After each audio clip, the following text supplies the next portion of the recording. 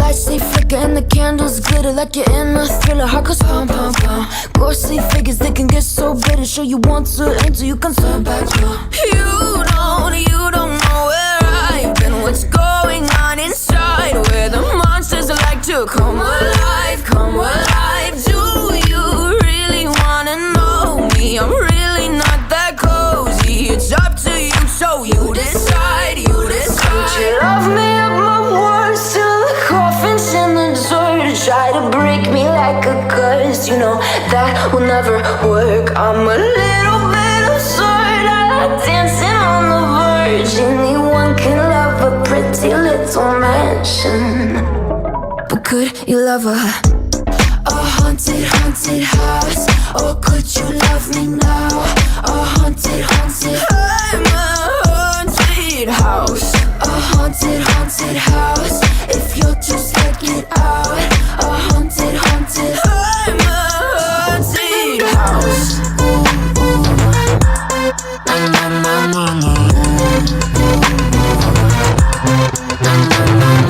Broken windows and a warning scribbled on my wall saying that you better turn around. Wouldn't be the first to try to burn me down. You're blue, you too. Would you love me up my words till the coffin's in the dirt? Try to break me like a curse, you know that will never work. I'm a little bit absurd, I like dancing on the verge. Anyone can love a pretty little mansion, but could you love a haunted, haunted house? Or could you love me now? A haunted, haunted, I'm a haunted house. A haunted, haunted house. If you're too scared, get out. A haunted, haunted, I'm a haunted house.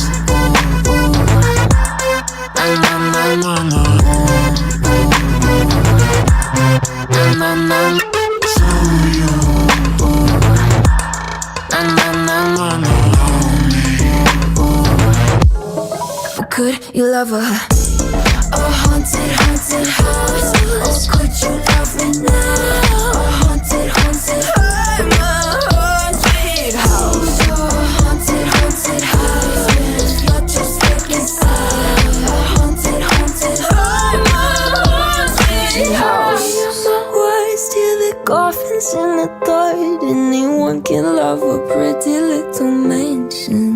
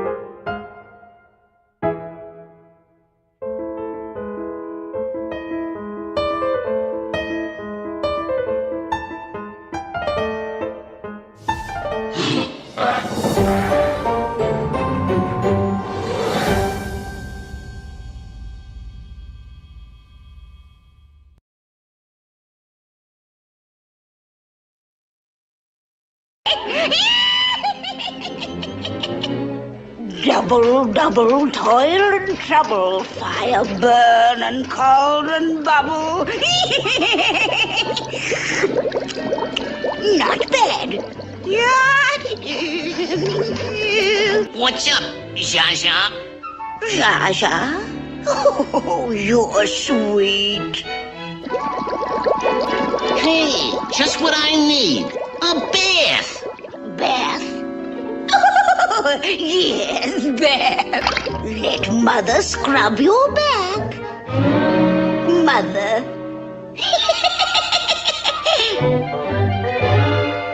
Zsa Zsa. A cup of arsenic, a spider, some glue, a lizard's gizzard, and his hair or two. Do. For little folks and poison oak.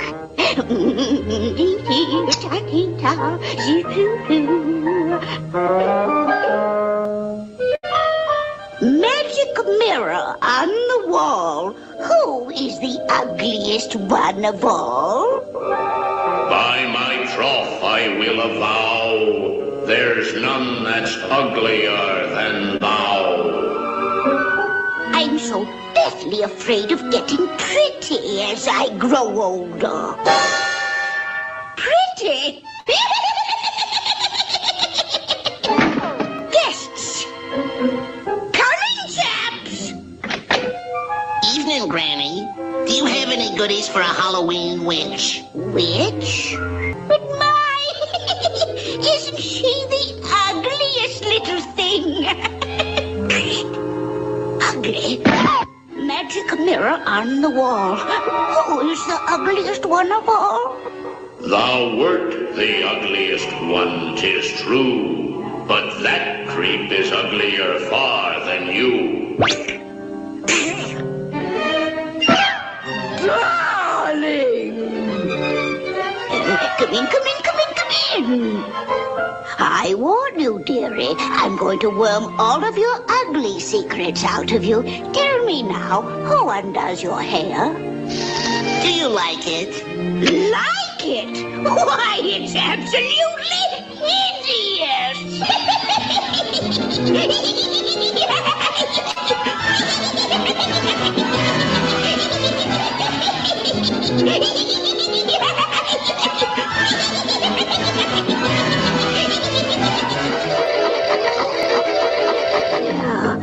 That's sharp enough to split a hair. Split a hair? It's spooky. Jack Cicerello says we need to feel some pain from Trump's policies.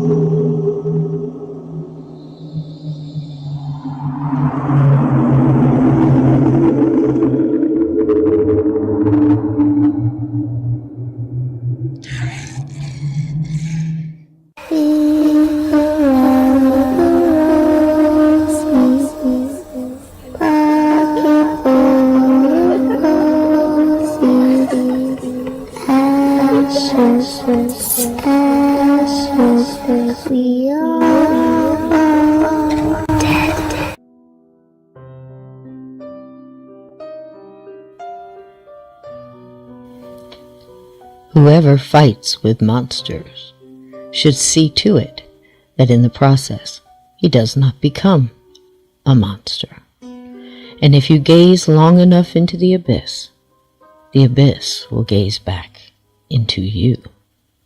Friedrich Nietzsche. Sometimes when you look deep into the woods, they look back. Cisco Murdoch. The Strange Case of Cabin 22, The Final Stand.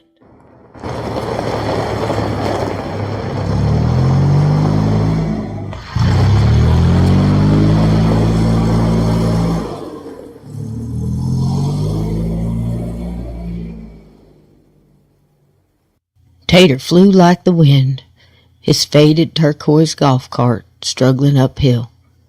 It was a slow-blowing wind at best, but it was steady. The sound of laughter from the unseen child had sent his brain into overload. He was scared, he was shaken, and he was so sorry. Everything that was happening to him today was setting his mind in its own whirlwind, and he stayed on course toward the cabins, the lodge, and hopefully people who were his true friends. It was dark, and although the trail was well known, its trees and low shadows haunted Tater along his way.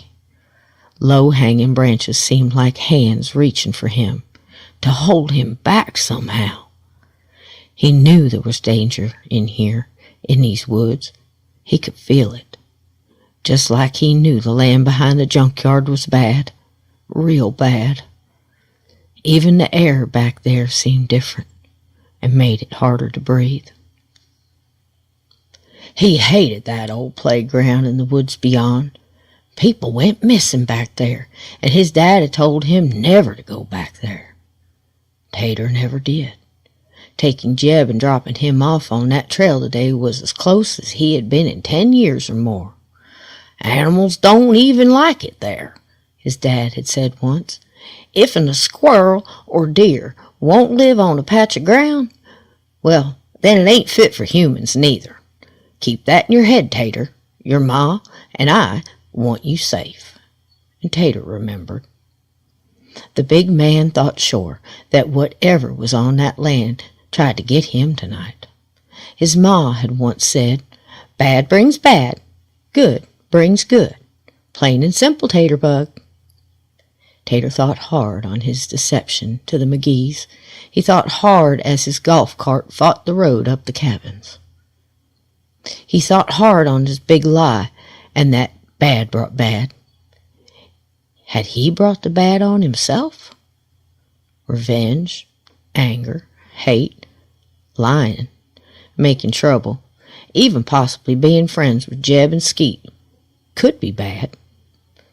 Jeb didn't seem as mean-spirited as Skeet was. Skeet scared Tater, and he shuddered now thinking how Skeet had laughed when they found old Bob Olson in the river, dead and alone. Bob was Tater's good friend, always kind, patient, taught him a lot about fishing, stories about when his dad was young, about dreams he had had for the land and caring for keeping it unspoiled, natural, free for everyone to enjoy. Taught him quite a bit about turning a wrench, too, and how to listen to an engine and let it tell you what it needs to fix it. Yup, Bob was a good man. Skeet broke the news to him and Jeb that day when they were working on that pretty Mustang at the garage. Tater was happy that day till old Skeet stumbled in, laughing and holding his belly like the laughter would pop right out through there if he didn't hold tight. What did he say? Tater tried to recall now, holding the wheel tight to his golf cart as he puttered up the dirt-banked road. That was it, Tater said this part out loud, as he smacked that wheel now as like an exclamation point to his thoughts. Skeet's voice and crackling laugh came clear to his mind. That old coot should have watched his step. Them rocks are might slippery on that river bank. Should have known better, old coot. Been more careful. Why, he must have knocked himself silly on one. Must have busted his head open like a July watermelon, he did. That'd explain why there was so much blood running down the river. Yup, clean down to the Little Falls turn. That's what he said that night in the garage to Jeb. Tater had been sad and was trying not to cry in front of those boys. He had sulked off to the old cot in the back room where Jeb sleeps and did his best to hold back tears when Skeet had let him know how old Bob, his good friend, had been found that day. Jeb asked him if he had been there when they found him. Jeb was worried people had seen Skeet up there. "No," Skeet had answered. "I ain't been up there for a while, but I know the place. So do you, Jeb. Heard tell they found him there is all. No one's seen me round that trail, Jeb. I made sure of it. You can count on me. You can count on me." Tater was scared and sad big time that day. He was scared now, too. Could be why he was driven back hard on his memory now. But now a different kind of memory pushed clear in his mind. Right up to the front where he could see it real good. Skeet laughed hard at his friend Bob, and that wasn't nice at all, Tater thought. And the way he described the blood of his friend running clear down the river to that Little Falls turn, it was quite a ways from where they found Bob. How'd he know about the blood? It was clear a month Bob was missing, and if Skeet hadn't been there, how'd he know? Tater slapped both hands against the cart's wheel now and reared back and bumped his head on its low roof. He was madder than scared now. He'd have to ask Jeb about this, he thought to himself now, the bang on his head clearing his mind to the task at hand. Getting the hell right out of here was more important now, and being friends with the likes of Skeet could have brought trouble on him, could have brought bad to bad. His own deeds could have brought it too. He'd fix that right as soon as he could, as soon as he got to the McGee's. That land could have sent something bad to get him. Could it have made him break down right there by the fence? Could it do such a thing? He heard that laughter. He felt the evil on the wind. Is something like that possible? Tater wondered. He didn't know how, but he was sure he had gas plenty this morning. Running out right there by the fence line of that old playground didn't make any sense, and he hoped he'd have enough gas to get him home. If not, he would run, he thought. Just run. He heard a loud scream from behind him, coming from down the trail, from where he had just left. It sounded loud but muffled, and then a howl that he thought had to be from a huge wolf. There was no way he would be going back to see what made that sound. "No way, no how," the big man said out loud. "I had enough today. Just help me home, Lord. Just get me home. I'll tell it all, I will, I promise. Just get me home." His prayer carried off on the wake of his cart, giving all she had. The big man sputtered up the dark trail toward home, and unknown to Tater, further away from where his friend Jeb was taking his very last breath.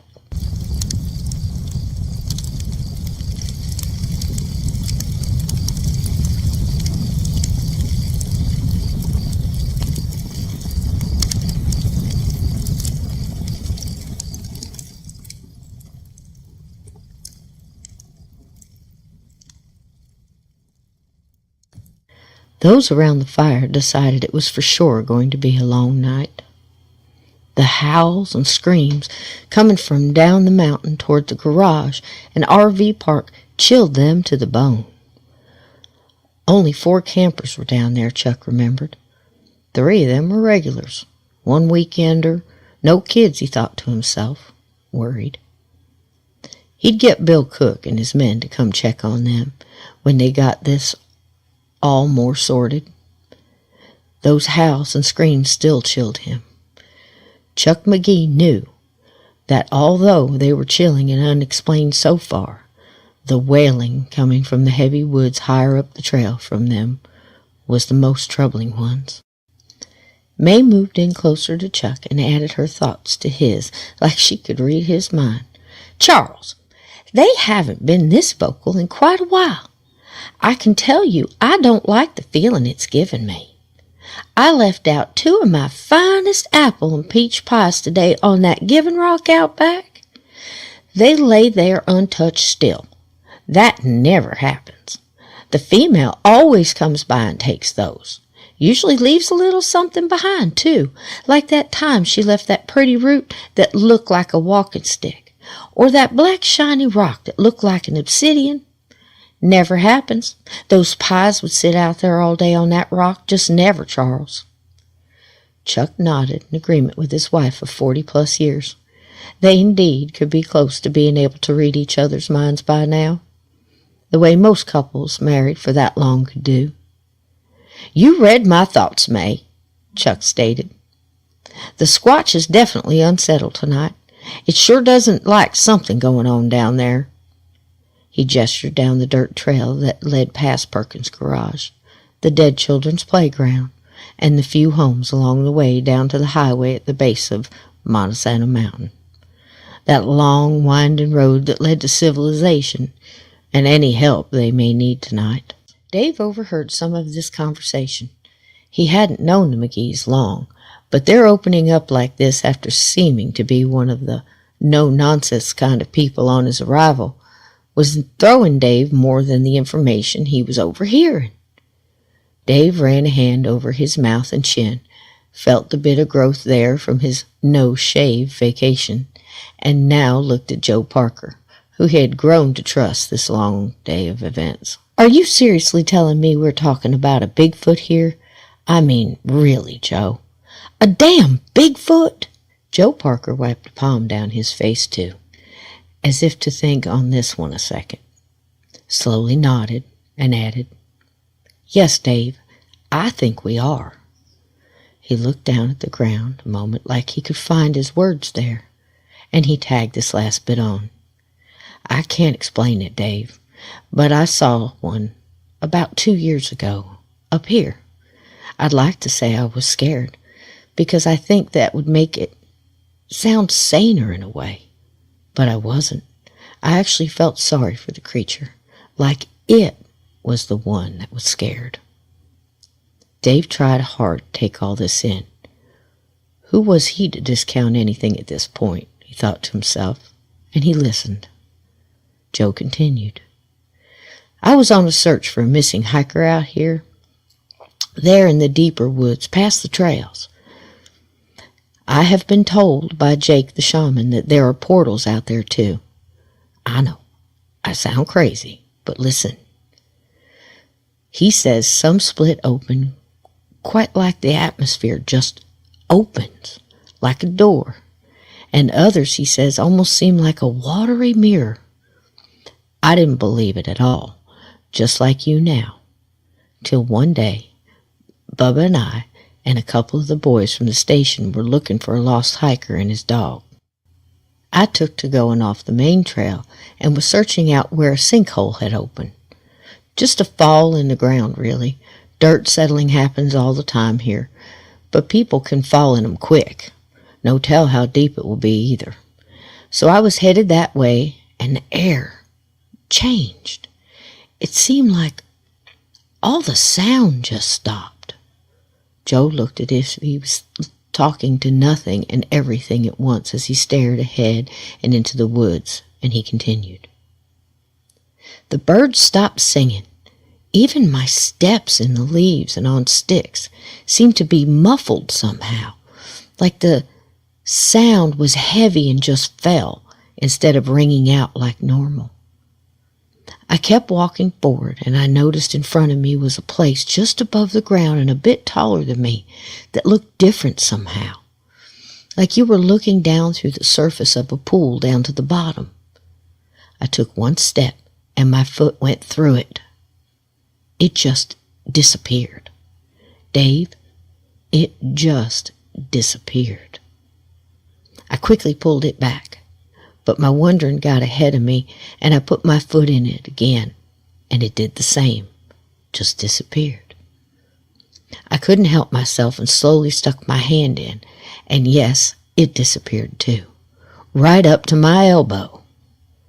I moved it around, and it felt the same through there, a little colder, but the same really.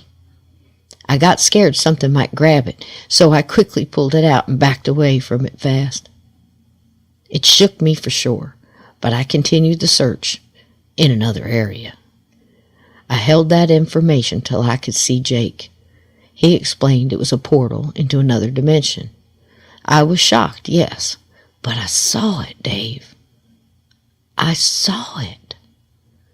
I don't pretend to understand it at all.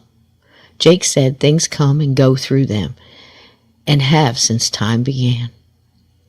Anytime someone goes missing up here, I have to wonder if they stumbled into one of those portal things and just continued their life in another place, not knowing where they were or how to get back. Like all those people missing in national parks you hear about lately. There have been so many that left without a trace. It's possible. Joe turned his head and looked at Dave with eyes searching for some understanding. Jake says there are beings that use those to come here, hunt food, help other creatures here, and go on back to their dimension. Again, like it was us, going to a Walmart. Seems some of these kinds of mirror-like portals just pop up for a bit and then disappear and come out somewhere else. So, my friend, two things. One, I could never find that place where my foot went through again. And two, I discount nothing. My idea of reality has shifted quite a bit since I have become friends with these folks in this beautiful land up here. Joe looked toward the darkness of the woods, into the shadow of the trees back by moonlight. Those Bigfoot, Sasquatch, whatever you call them, they're out there, Dave. And it was theirs before we got here. Man, I think it just may be theirs long after we're gone. He made a thoughtful pause. Dave somehow understood. Dave was looking into the vastness of the wooded landscape now, too. My God, what are we in the middle of here, Dave thought. Chuck chimed in as he stepped next to the two men. We got ourselves a war going on around us tonight, and the only thing we can do is stay out of the way and keep these people in the cabin safe tonight. I'm grateful you boys are here. If you have any more firepower back at your cabins, I'd say now's a good time to fetch 'em up. I'm calling Sheriff Cook and telling him what we heard. Those screams were not good. And I'll call on the radio to the boys I have on wheels out there in the trails. And I'll tell them to keep their heads up and keep us posted. We'll hold fort here at the fire and try to get a jump on anything that might come out of the woods. We will have a mostly clear view to protect the road to the cabins and here on the lodge. Cabins are set high on a cliff outlook. I believe whatever is down that road will come up this way. I have a shotgun and some ammo back at my cabin, Dave said. Chuck nodded. Good. Both you men go get anything you brought, Deputy, and if you wouldn't mind, give a look around the other cabins as you go. Stay close. Don't split up, and we will all meet back here. Joe Parker and Dave Weaver agreed. Rage sat among them, listening intently, and the three were now a team of sorts. They also agreed with Chuck on all aspects of how tonight may go. Keep this to yourself, though, boys. I do not want to alert the campers unless it is necessary. Having panicky people running every which way won't help matters any. Dave couldn't help but add this to in a whisper of disbelief. Chuck, a Bigfoot? Really? His face almost pleaded with the older man to say it was all a joke of some kind. He did not get his wish. Chuck McGee was worried bringing more people into the secrets of this mountain, but circumstances were as they were. So he just took off his hat, looked down at his well-worn brown boot, kicked a bit at the dirt, and looked back at Dave and Joe. Well, more things in heaven and earth, boys.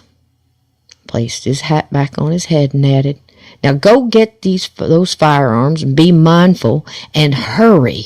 Joe and Dave and of course Rage headed down the dirt road toward both their cabins to retrieve their weapons, some warmer gear, and to have a look around. Chuck watched them walk up the trail and looked deep into the woodline that bookended their walk, looked up to the starry night sky and asked no one and everyone at once in a low whisper, just hold it off a bit if you can, and be with us when it comes. An owl answered back. Who? Who? Who indeed, Chuck whispered back, and shotgun in hand, walked back to the fire. Chuck looked at George, Greta, and May in the campfire light, and winced at how close they were to the tree line. He darted his eyes over the branches lit by the moon, and between the trees that stood like soldiers in the night. Where would it come from, he thought to himself, the trouble? Would it be coming from above? At ground level? All at once? Or in waves? He had no idea. He heard the wailing of the Squatch's conversation from higher up the peak, and he knew they had an idea, and he knew who they might be calling to help. This gave him a shudder as he got closer to his friend. He put on a brave face as they turned to him, and he offered a little comfort. One step at a time, we will take it as it comes. We will make 2 posts, one here at the fire. It's a good observation point. With the cliff beyond that rock wall, there's only one blind spot off the store's side. You ladies post in the lodge for now. I will go get Tom to sit guard with you. Joe and Dave will stay out here with me and George. Hope I can get the sheriff to come too. Rage will be an added benefit to the group. He will know when something's coming way before we do. He nodded at George, and George tipped his head in agreement, and Chuck added, no one separates more than that, till we know what we have here. May, we are going to need some strong black coffee, and it's time. Chuck winked at May, and May smiled back and nodded. Come on, Greta, let's check those doors and start that coffee. The ladies went back in together through the back door, and May locked and checked it twice. First things first, Greta, May said as she motioned Greta to follow her. Greta followed May into Charles McGee's office and walked up to a large antique grandfather clock. May noticed it displayed the wrong time as May pulled on the door on the front of the handsome piece and wondered if she was going to reset it or something similar. This was Charles's mama's clock. It was her mom's before that, May explained. She no longer keeps good time, but she keeps good secrets. May reached in and pulled out a Stoger 12-gauge coach gun, and then another, one in a stained brown wood grain. She handed to Greta. Here you go, hon. It's time, Chuck says. And she patted the stock of the black one with a buckshot ammo holder, and it was packed full. This one is mine. We're going to keep these close tonight. Those times you shot cans with your daddy when you were a girl may come in handy tonight. May smiled and reached down into the deep part of the grandfather clock and got out an extra box of ammo. Greta smiled and added, It has been a while for sure, May, but if what we heard howling comes prowling around, I will remember right quick. May smiled and patted her friend's arm. That's a girl. Now to the coffee.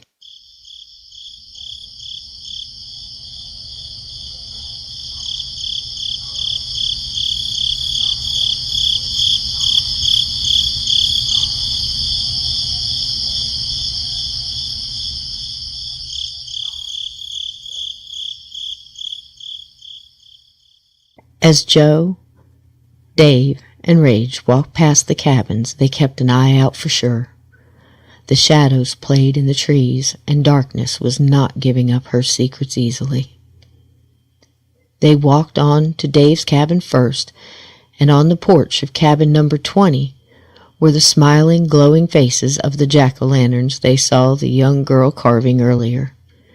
The flickering light from a fireplace danced in the cabin windows, and Dave thought it looked warm and safe inside, and he hoped the young kids were playing cards, or Uno, or poker for all he cared, as long as all was well.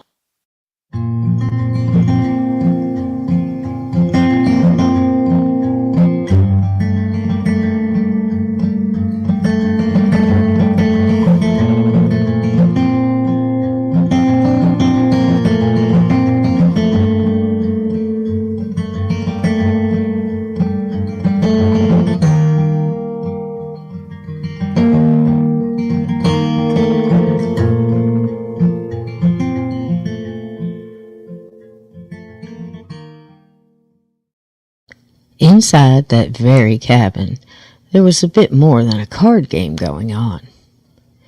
"Billy Ray, I think you should have brought more batteries.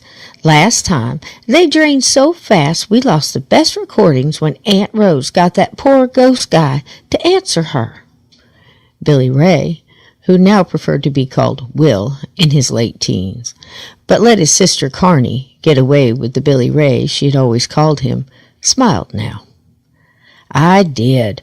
I have more in the car, Carney. I'm always thinking ahead. I don't want to bring 'em in till I need them, or they might get drained too." "Oh," Carney smiled back. "Good call." She wrinkled her nose and popped her gum, like an exclamation point. Pop! Carney was excited. Since the last time they were here on the mountain, she and her family had researched the history around the area for days, searching libraries, city hall records, the internet, and more. The research included strange things, like the disappearances of hunters and hikers through the years, and odd things going on in the woods, and recently around the cabins.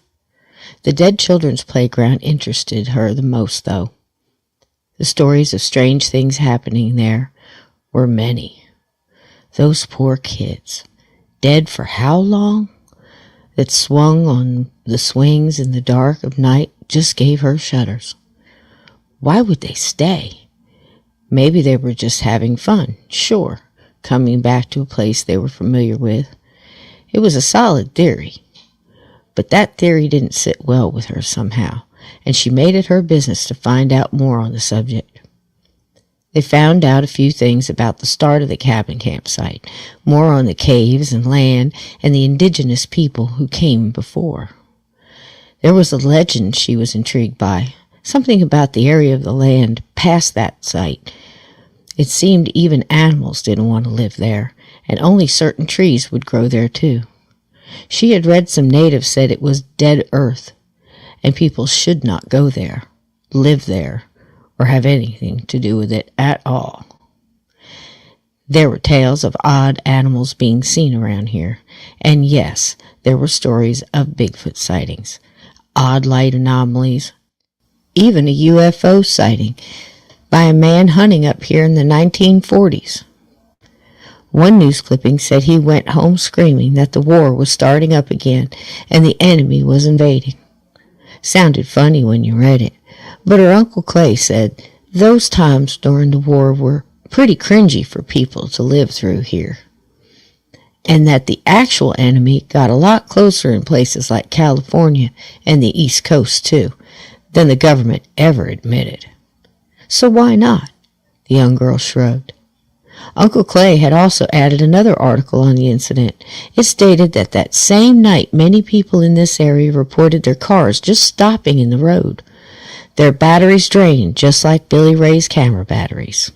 Radios in homes in the area either went out or changed stations back and forth. People called into their local radio station and reported animals acting funny, breaking out of their pens and barns, that they saw odd lights in the sky that made a whirring noise, that made their horses go nuts.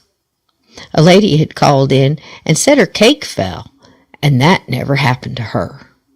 Carney laughed at this now, just like she had when her uncle had read it the first time. She didn't get it completely, but it sounded funny just the same. People saw all these odd lights in the sky, and those that had electricity out here lost it for days. No explanation was given in the article. They found other things too, and they wanted to present them to the owners, the McGees, let them know things that they had found out, but they needed more. Something that tied these events into the history, maybe. Uncle Clay told her that people sometimes need to see a lot of evidence before believing a smidgen of it. She thought this was true, and planned on getting more tonight if she could. But that playground, though, she thought again and shuddered a bit. It just had an energy that seemed to cry out for help. Her aunt had told her to be cautious of that, because something there made her feel like it was a trap of some sort. Aunt Rose, who was a great teacher, as well as a wonderful medium, had helped Carney better understand her own gifts, and Carney's was taking her to new levels every day. Uncle Clay had his own abilities too, and was one heck of an historian, and a good analytical thinker. And last but not least, her lanky brother rounded off the little team of sorts with his tech knowledge, and was quite the photographer. Billy Ray was not only an awesome photographer, but was learning about the equipment that could help them better understand the things going on in an investigation they were on, and got some great evidence last time they were here. If the darn batteries had not all gone dead so fast, they could have gotten more to show the owners. "Carney, come sit, girl. We have to do our meditation and protections." Aunt Rose called to her niece from the little table they had set up in the room. "And spit out that gum, young lady. We have work to do." She added a smile to this. Carney just loved her aunt, and she had been wonderful to her since her parents had passed on years ago. Aunt Rose sat with her hands on the table, palms up, her lettered cloth and pendulum lit with a single white candle burning in front of her. Uncle Clay sat across from her in the same manner, and now spoke in a low voice to his wife. "I hope that poor man gets through again. I truly feel for him, Rose." Rose smiled. "Me too, Clay. And that young girl, too. There's something strange going on here. The energy has many layers. Perhaps we can get to the bottom of it tonight." Clay agreed with a nod and closed his eyes again, saying his silent prayers for what Rose called good vibes and protections. Will finished his setup as the other three sat around the table saying their opening prayers, and turned off the overhead lights. The room fell to dancing flames of the fireplace and the single candle's glow.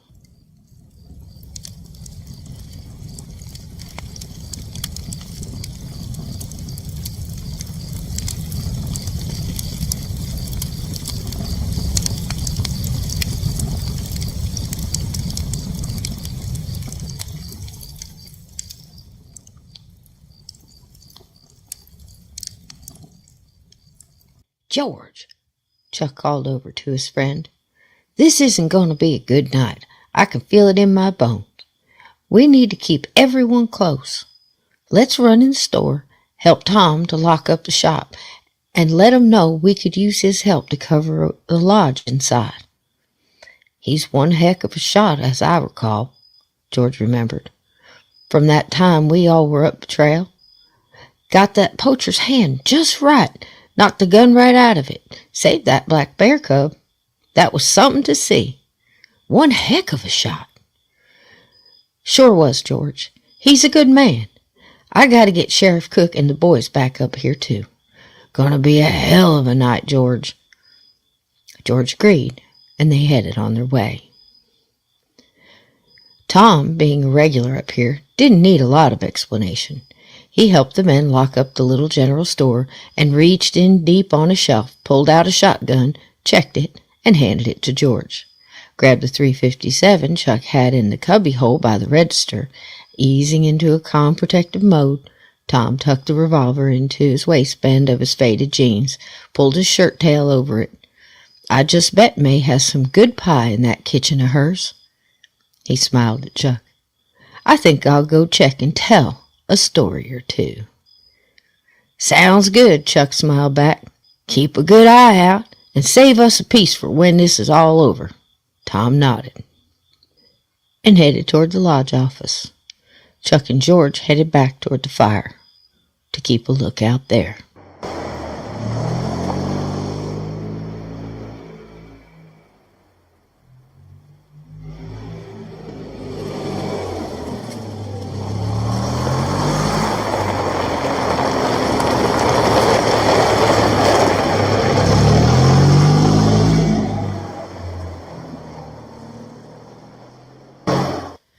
Tater rounded the corner and met the men as they made their way back from the little general store. His golf cart kicked up dust as he did, and he was so shook up he almost hit George. "Mr. McGee! Mr. McGee!" Tater almost fell getting out on his feet. "Oh, my God, it was terrible!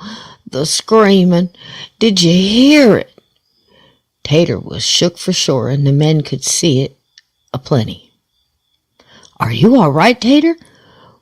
Were you there? What happened?" Chuck asked. Tater spoke in jumbled sentences all at once. I heard her laughing at the playground. Jeb didn't show up. Something big is growling down at the garage. Oh, I'm so sorry." Tater just fell apart right there. George and Chuck did their best to unravel the words. George stepped up to grab the big man's arm. He was sure he was going to faint. "Come sit down before you fall, Tater." The men walked him to the fire and sat him down in Chuck's deluxe camper's chair. Chuck asked him to catch his breath and then explain what he saw. Tater wipes dirty tears away from his eyes as he sobs out how sorry he was. "I gotta tell it. It was my fault." Chuck was confused. "Tater, I'm sure we can help if you just tell us. What did you see down there?" Tater explained about Jeb never coming back for a big job they had. Having to stay down there after dark, getting stuck. The swings and that merry-go-round all started going on their own. I heard kids laughing. Then on the way up, hear screaming and a big growling, howling sound. "Yes, Tater, we heard that howling too, and the scream. I didn't hear any kids, though." George tried to comfort the big man. "It's my fault. I lied to Mr. McGee. I was so mad, jealous. I just wanted to scare some folk so they wouldn't stay so much. Thought I could buy a piece of the cabins from you. If this place lost money, you'd want to sell it. I'm so sorry. It's my fault. Now it's after me." Chuck was confused now, but good. "Buy a piece of the cabins? Tater, I don't understand." Tater wipes more tears and stands up. "Look." He marched over to the golf cart, lifted the back trunk, and pulled out a large, black, gooey-looking thing. He carried it over toward George and Chuck and threw it to the ground. "It was me. It was me scaring those people. I did it." On the ground, before Chuck and George, was what looked to Chuck like the largest ghillie suit he'd ever seen, soaked black with some kind of muck. George's eyes got wide, and he reached out and touched the garment, rubbed it with his fingers, sniffed the blackness there, and said, "Motor oil. Dirty motor oil." Chuck's eyes widened now. "Motor oil?" Tater tried to explain. "I'm sorry for scaring those people. I know. Sobs. I was so mad at my daddy not making me part of of the partners here. He said I was dumb and trusted you. Sobbed some more. I just wanted to slow down business and maybe buy some of it off of you. You're gonna be so mad. I'm so sorry. Chuck looked at George and smiled. Tater, I can't say that I understand all this, but I think it's best we get you inside. Let's go see May and get some pie. Try and sort this out a bit later. What do you say? Tater nodded, and they all went into the lodge, explained what they could to May and Greta, and Chuck left the others consoling Tater in the kitchen, and made his way to his office to call the sheriff.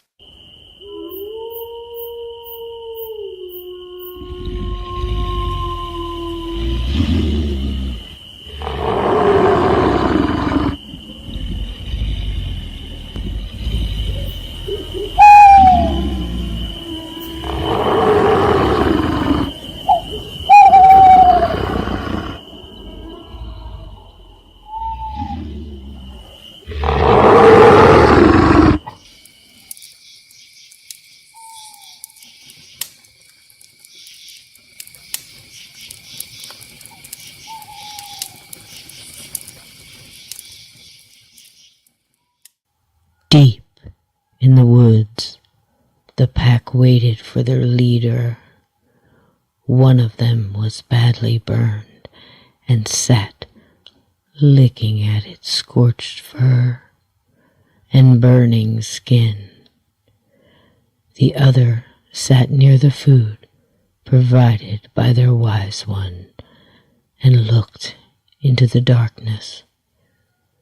When the leader emerged through the trees, he stood before his injured friend and found its eyes with his own. He touched at the burned place along its legs. He could still hunt. Of use, he thought. If not, he would have to take him. If he was weak. He touched the wounded one's head and thought to take him now. Less to feed, less to care for. He could hear the wails of the wood beast higher up this mountain. He knew they would fight for their territory too. Oh, they would fight. How many intruders were among them? They had the fierce weapons, ones that blew fire and hot metal. No. He would spare this one for now, if for nothing else, as bait to draw one of his foe to its end. He ran his claws down his face gently, as he had done to the intruder, and turned away for now. The other let out a slow howl into the night, as if in agreement, and the three beasts walked together into the thickness of the woods, dragging the headless body of Jebediah Perkins with them.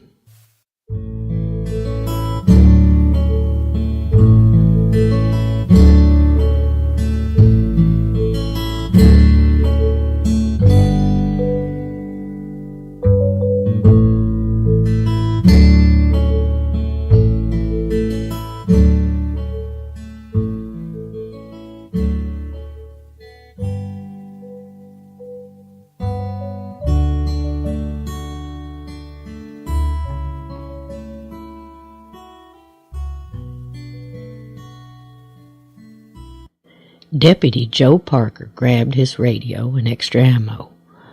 While he was there, he tried to get through to Nan at dispatch, but the signal was too weak. He hoped Chuck had gotten through on the landline.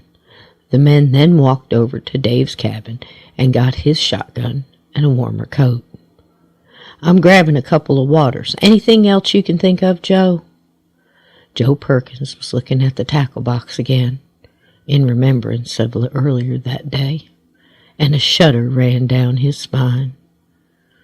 "A bit of luck, I'd say."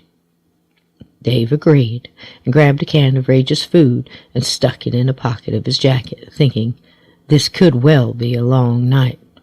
"Let's roll, then." Tater sat at May's kitchen table. He was settling down a bit. Greta patted his hand as he recalled the playground and the unexplained movement of the playground's equipment that scared him so. It was hard enough for Tater to understand things that made some sense to him. Things of the bizarre nature and unexplained were a bit tougher on him. "Some things we just can't explain, Tater." Greta tried to console him. "I can tell you from my experience, I have seen such things too. You are not alone in this." May sat down and slid a piece of apple pie and a glass of milk in front of Tater. "It's not cherry pie, Tater Daniels, but it's good comfort food just the same." May smiled at him, and Tater just felt worse. "I don't deserve it, Mrs. McGee. I'm a liar and a bad friend." He sniffled like a small child who got caught cheating on a test. George leaned in and spoke softly to the shaking man. "Can you tell us what you meant about scaring people here, Tater?" George was careful and kind. "I did it. I soaked that suit I got from Donnie Markham in the oil from the changes I did at the garage. He had it for hunting. It's a sniper's uniform." George nodded to Tom as if they both understood at the same time. Tom nodded back in agreement and listened in, and felt so bad for this big man that in so many ways was still so childlike. "Yes, a ghillie suit. Go on," George said. Tater took a forkful of pie and seemed to think. "Yes, that's it. It was big enough for me, so I thought it up. There's those stories about people seeing a black thing run through the wood. Word tells it, they call it a shadow person. And then there's that story of that black thing that goes haunting the riverbank sometimes. So I got to thinking, and I got the idea. I tried to scare 'em in the shower. I didn't think they'd see me good there, or in a window, or real early in the mornings. I didn't want to hurt nobody. I didn't go by the river. I was afraid I'd get shot." Tater reached for the milk, and the other three at the table looked at each other as if they tried to unravel all this. "Tater, you did this to scare people? I don't understand." May coaxed information from him and genuinely tried to understand it all. "Yes, I thought I could make them not come. I could maybe buy this place if you lost money on it, or be a partner if no one came for a while. Maybe you'd let me be a part." Tater started to cry again now. He was so sad to have to bring all this up. He was ashamed of himself for sure. He only had Jeb and Skeet to talk to since old Bob died, and he felt like a dam had opened up now. "You are a part, Tater Daniels, a big part," May said. My daddy didn't trust me, though. He said so in his will. He trusted you and Mr. McGee, but not me." May sat back now and smiled a bit at the man. She was getting the idea here. "You settle down now, Tater. I understand now. No one was hurt, but you could have been. You just need to know you could have talked with us, so we could explain all this more." May patted his hand and added, "Tater, when we have more time, Chuck will sit down with you and explain more about all this. But you were trusted, as you put it, to us. But it was because your dad thought so much of you, and so do we. The trust the lawyer spoke of means a trust, money and land held for you, Tater. You are a partner here." Tater blinked through reddened eyes, and a slight glow of amazement replaced his sorrow. I am?" "Yes, Tater, hon." May patted his hand again. "You are a very important part of this place and a dear, dear friend. We have to focus on keeping things safe here tonight for now. We can talk more later. You stay close to Tom, okay?" Tater smiled, doing his best to settle all the words in the right places. His mind just spun now. "Eat your pie and stay here with us. There's trouble out there tonight, and we could use your help, okay? We can explain better later, but for now, we need everyone safe." Tater sat straight up and felt better being needed. May nodded to Greta and George to keep an eye on Tater, and George nodded back. May started to get up when George spoke up. "When did you last see Jeb today, Tater?" Tater thought, and at this point was way too scrambled to remember lies. "I took him to the backside trail behind the blue trail. He said he'd come to the garage, but he didn't come. I waited. I finished that big job, too. But he didn't show, and I got scared, and I left." May added, "When was that, Tater?" The big man answered with a mouthful of pie. It was this morning, early, after that big bang happened." "What was that? Did you all hear it too?" May answered, "We sure did. But I'll let George tell you about that. I'm going to check on Charles. Okay?"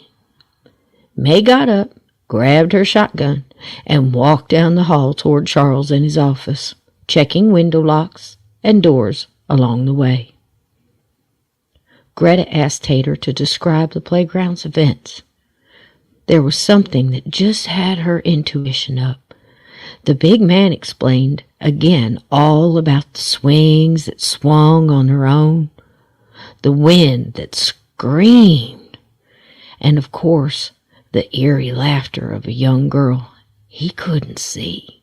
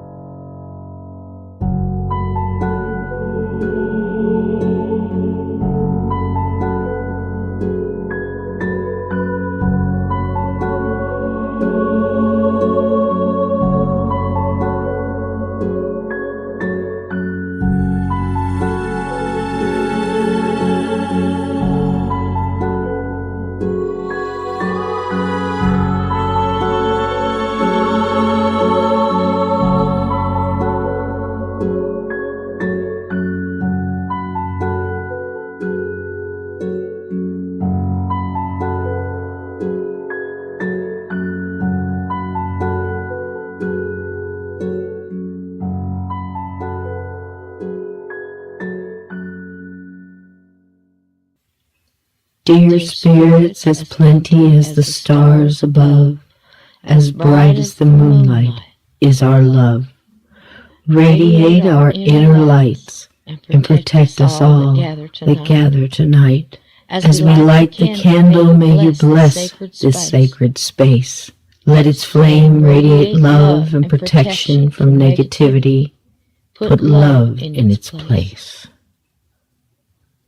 With a bath of white light, may it be cleansed and bring forth our guides, ancestors, and friends.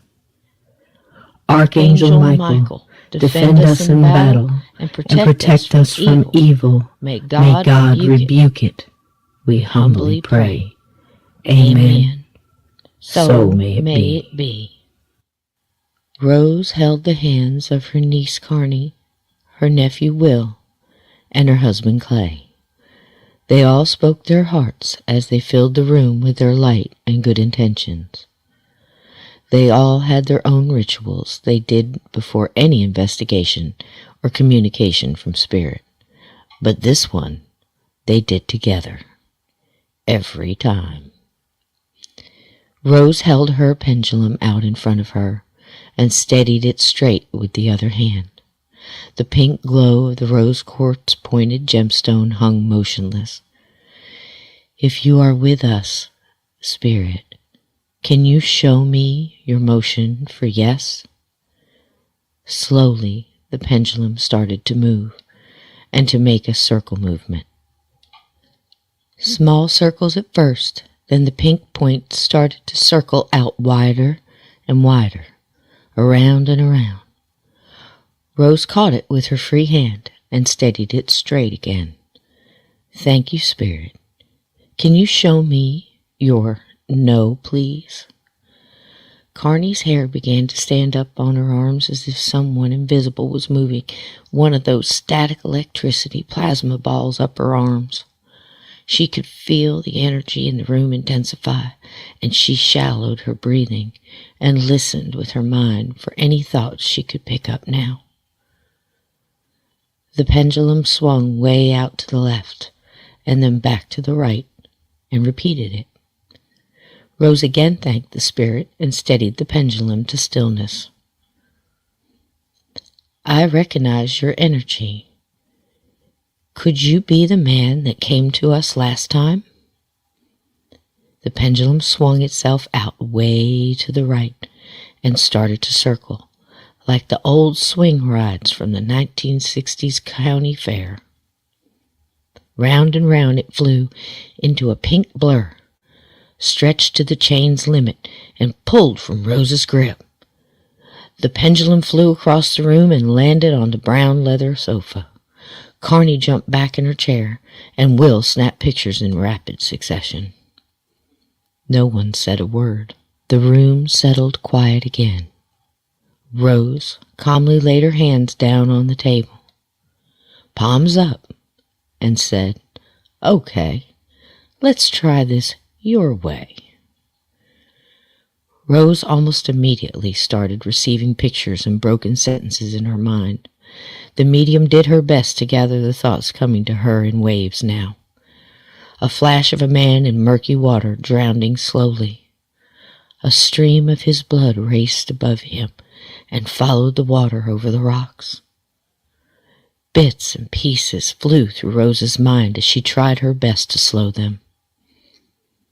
Another quick flash of a struggle, a big man in fishing waders. She could not see his face.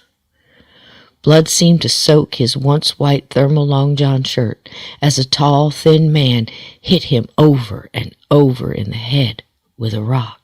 His face she saw, and she wished she didn't. The tall man hitting the other looked dirty and unkempt. His long, black, stringy hair hung in his face, a face that seemed to reveal his inner self. It looked almost like the face of a rat. His features were fading in and out from a human appearance and then changed to tightening into that of a huge rat with beady, sunken eyes. Then back again. Rose did not understand. The energy that came from this man was so dark it made her shudder. That scene pulled away in her mind and floated quickly to another, the big man under the water again, unconscious and fighting his last as his life essence left him. Rose startled as he flashed open one eye and seemed to look right at her in her mind's vision. The others in the room only saw Rose's body jump and kept their hold on each other's hands. Rose heard the man speak to her in a faraway tone. "Look up. Danger." His voice carried off as if it too was carried away on the water following his life's blood. Through the water she saw for herself something standing beyond the water, on the bank of the river, the ripples of the muddy water barely allowing its shape. Rose leaned in and focused. "Show me," she whispered aloud, and the water cleared enough to reveal a small girl in a dress, young, maybe 8, she questioned herself. The girl seemed also to look right at her, and smiled a sinister smile that sent a chill up Rose's spine. "This is no girl," she spoke to herself. She reached in deep to those who guided her and grabbed a bit more strength. "Show me!" Rose's voice came out strong and steady. The girl seemed to jump and twitch through the ripples of the water. "You reveal yourself to me." The vision of the girl waved in and out of focus, and all at once a black horror pushed its way to the surface, its claw-like hands reaching toward her in her mind. A black skull thing snaked out of the space where the girl once stood and stretched tall toward the trees. Its dark skin pulled across its bones as it moved. In one move it swept around and leaned over the bank of the river and the dead man's body and turned its face toward Rose's. It found her mind's eye with its own, then beamed at her with a red glare that was so piercing she lurched back in her seat. It opened its mouth in a screech that hurt her very core and revealed a mouthful of rows and rows of sharpened teeth. To Rose, its breath smelled like ancient death, and she squeezed the hands of Clay and Carney tight. Rose's chest got tight, and it felt as though something was squeezing her heart in its hand. It spoke only one thing in an echoey, snake-like hiss. "Tell them not to come," and blew a gust of air filled with its stench at Rose. Rose pulled back in her chair and held on tight. The others in the room saw her lurch backward, and it looked like a strong wind was about to blow her out of her chair. The vision left Rose as soon as it came, and all at once the wind stopped, and she tumbled forward against the table. She sat up and looked at Clay. I'm okay," she promised, reached up with one hand and fixed her hair away from her face and grabbed Clay's hand again. Will sat unmoved beside them with a small recorder, a camera around his neck, and kept his eye on a video camera on the tripod next to him. Rose looked toward him, and he motioned with his eyes to Carney. Rose focused on her niece, who was having her own conversation with someone and seemed to be unaware of Rose's experience. She sincerely hoped it was not the thing on the riverbank. Carney spoke out in low, even tones. "Please come speak to us and tell us what you need us to know. You are not at rest. How can we help you?" Will watched the small recorder in the room around him. Carney always gave a long pause between questions so as not to speak over anything that may come over the recorder. Will knew this and waited. Then checked the tape. Carney's voice came through loud and clear, and then silence. Carney sat with her eyes closed and concentrated, then tried again and repeated the question. Is there anything you wish to tell us? Can we help in some way? We are here to help. They waited, and Will rewound the tape. The tape played back, and one word came through from an unseen source. Danger. And a small child's laughter.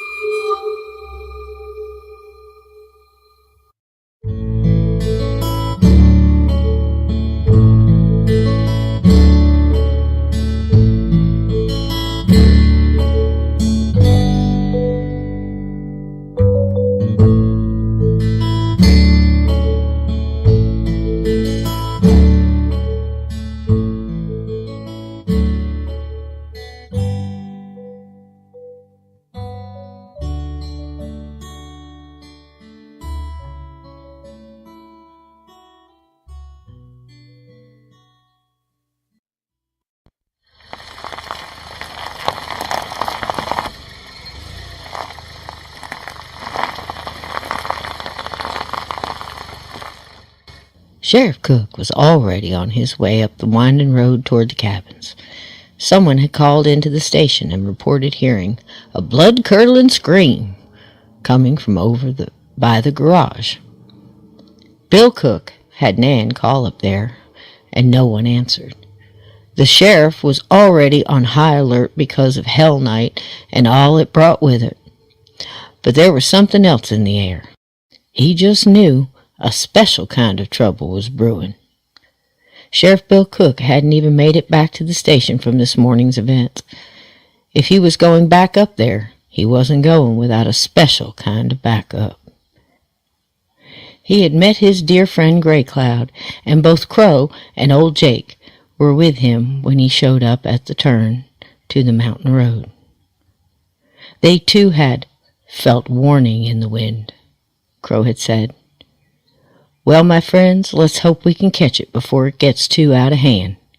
Cook placed a roadblock with a few men at the first hard curve on the road before the garage, and left hard orders for no one to pass either way before letting him know first. He was going to get to the bottom of this mess before it got worse. It was already bad, and he could actually feel it. Cook rode with Bubba the rest of the way up the mountain. Poor Bubba was tired, but asked to see it through with him tonight. Sheriff Bill felt Bubba knowing was enough and didn't want to get any new eyes on whatever awaited them further up, and Bubba was a trusted friend too. That meant a lot on a night like this.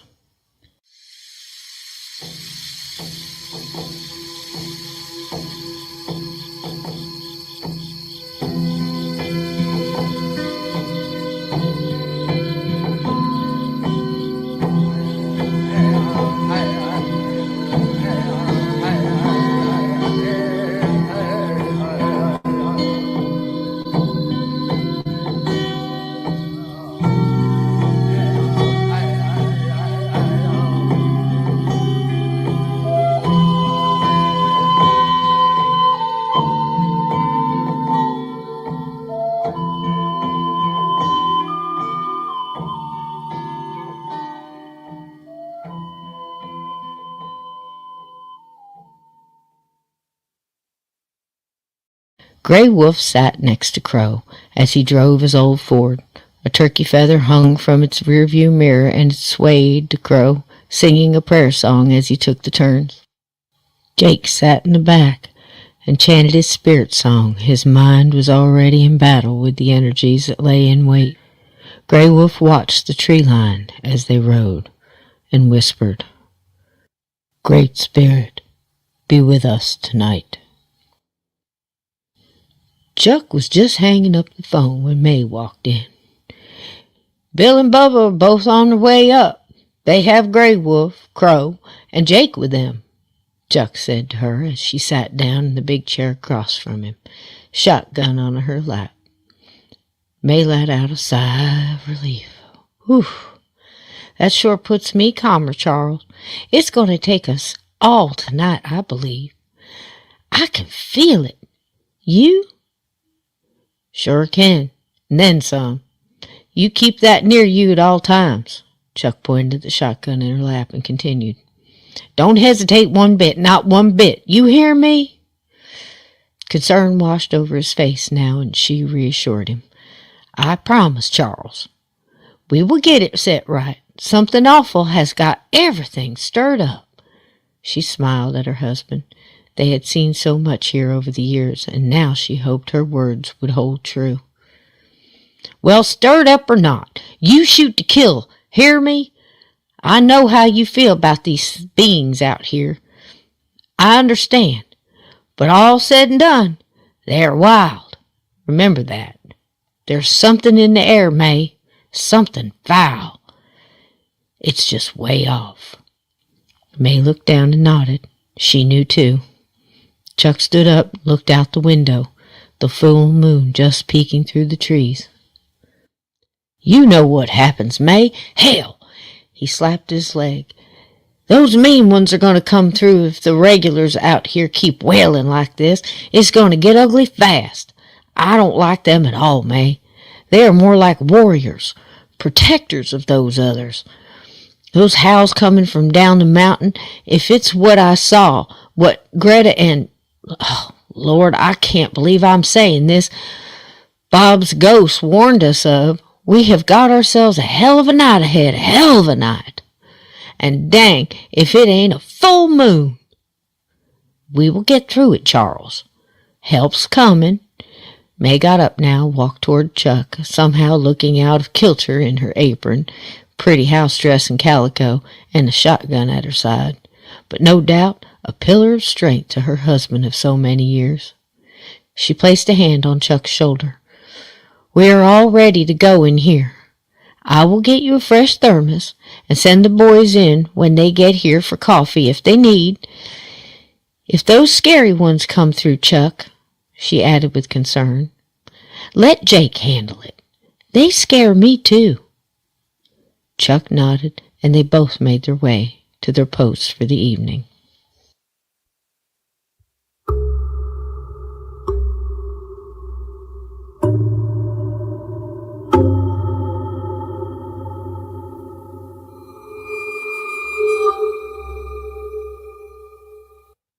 Sheriff Cook noticed a small stream of smoke coming from the back of the garage as they rounded the curve in the road. Fire, Danker! What next? He grabbed up the radio mic and started to call it in, when a closer look made him hold a moment. It looked like it was in the junkyard and not at the building at all. Bubba turned into the Perkins garage. The sound of gravel almost startled both of the lawmen out of their thoughts. Roll quiet, Bubba. No telling what the hell's going on here. Bill Cook put the mic receiver back on the hook, and Sheriff Cook pulled down the brim of his hat and readied himself. Crow pulled in right behind them and rolled to a stop. Jake was the first one out of the truck, never even closing the door on the Ford's King cab. He just walked silently toward the building and almost seemed to do all of it with his eyes closed, hands splayed outward to his side, as if he to feel the air as he moved. Crow and Grey Wolf followed close behind him, their eyes more on the tree line and the building. Grey Wolf had a tanned leather bag in his hands and sprinkled something from it as he walked. Crow had a turtle rattle in one hand, and he lightly shook it as they walked and chanted almost in a whisper as they did. These were the weapons of war, tried and true. Cook and Danker left their doors ajar too, both with their versions of weapons of war, the car's fire extinguisher, flashlights, and high-powered rifles. The group walked slowly. Cook held up his hand for Jake and his group to hold there, then to Bubba to go around to the left, and Bill took the right of the building, looking in the side window as he did, to a bare light bulb hanging from the lift that lit an empty lift bay. He shined in the flashlight's beams and saw nothing inside but Jeb's toolbox and an empty garage. He watched as Bubba disappeared around a corner, and he continued around his. The junk cars and equipment were lit mostly by the moon, and an old spotlight off the back door that threw shadows among the rusted hulls of cars and pickups that had rode their last. Bill Cook focused on the stream of black smoke as he eased his way around the junkers and tall weeds. Bubba's flashlight beam came into view, and Bill waited to catch Deputy Danker's attention, and then nodded toward what looked like a brush fire that had almost put itself out when it had crawled its way to the sand of the playground's fence. Bubba quick pulled the pin on his second extinguisher of that day and pulled out what little was left of the embers there. Sheriff Cook sniffed the air and asked, "Do you smell gas, Bubba?" and showed his beam to the blackened spot at their feet. "Sure do," Bubba answered. "And look here." He moved his flashlight along the burned trail. "That look like blood to you?" Cook bent down and touched at the grass, and a thick red spread over his fingers as he pulled it away. He spread across it with his thumb. "Damned if it isn't, Bubba. We got us another crime scene here." He stood up, and they both surveyed their surroundings with their lights and barrels of their weapons, both looking into nearby beds of trucks and under vehicles. "There's more. Look here, Sheriff." Bubba pointed to a tailgate of an old faded red Chevy truck. The blood glinted bright red along its side. "Hell, Bubba, that's a lot of blood." He moved up closer. "That's gotta be an arterial gush. Shh. Angle of impact shows it had to be coming from, well..." He stopped, stood up, stepped back, and held his hand above his head. "Oh, hell, Bubba, higher than me." They both looked up to nothing there. No tree, or anyway someone that tall lost an arm or a leg. Bill tipped his hat back and scratched his chin. "Where's the damn body, Deputy? That much blood, some bitch didn't walk away." Bubba looked around. "The blood stops here, Sheriff," and pointed at the sand. Shined his light through the fence and picked up drag marks starting about 10 feet into the playground. They both looked at each other and walked up to get a closer look. They followed the drag impressions with their lights. There was more blood further away, and something else. "What the hell?" Sheriff Cook whispered as he focused on a huge imprint about 10 feet in from the fence. "What in the actual hell is that, Danker?" Bubba focused in now, too, on what looked like a wolf track. "You seeing what I'm seeing, Deputy?" Bubba did. He didn't believe it, but he saw it. I do, Sheriff. If that's a wolf track, damn thing is huge." "That's putting it mildly, Bubba. Damn thing would have to be as big as you." Bubba hated it, but he shuddered at this, because he knew the sheriff was right. You think a wolf did this, Sheriff?" The sheriff shined his light beam as far as it would reach, past the old rickety merry-go-round, the one they found that woman spinning around on a couple years back, past the swings that he was often told swung on their own, when there was no wind at all, and almost to the other side where the shadows ended and where he himself felt hell began, off where Jake and Crow had told him that the soil was sour, and the big man felt a chill run down his spine as cold as a demon's touch. I tell you, Deputy, I sure don't know. What I do know is there is no way we are going up there now. If this is human blood, they are good and dead. It may have been an animal fight. I just can't tell. Can't explain this fire at all. Gas spill. What set it off? I have no clue.